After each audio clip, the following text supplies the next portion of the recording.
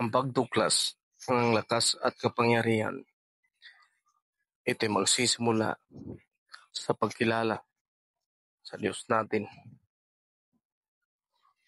Sasamahan din natin ng pananalig at paniniwala. Lahat ng gamit, maorasyon man, mga testamento o salita ng Panginoon gaya ng sinabi sa Juan 1:1 at galing din sa kalikasan na kanyang pinatubo at maaaring makatulong sa gamutan, depensa, panghalina o swerte. Ito'y makukuha natin pag ito'y ating tutuklasin.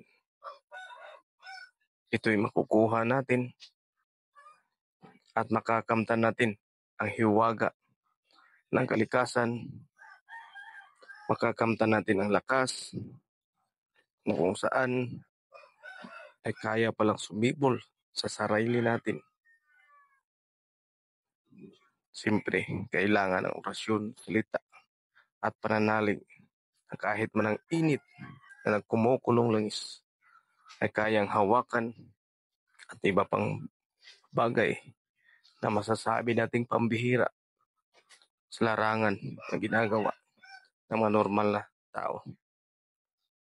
Ito ang tagapaglingkod ninyo. Ulitin ko, ang pagtuklas ng lakas at kapangyarihan ng Diyos ay magsisimula sa pagkilala sa Diyos Amang may kapal na kung saan ang pinanggalingan ng lahat ng bagay dito sa sanlibutan at ang pinanggalingan nating lahat.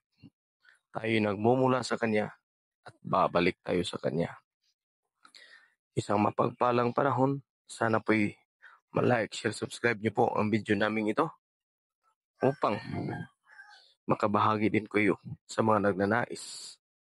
Kaya na sinasabi ko, ito ay makakamtan lang natin kung kilalanin natin ang ating Amang may kapal at isuko natin ang lahat sa Kanya upang ang lahat ng bagay ay Kanyang idagdag sa atin.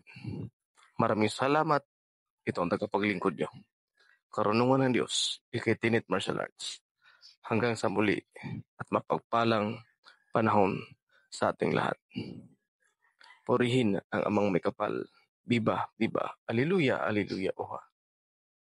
Maraming salamat.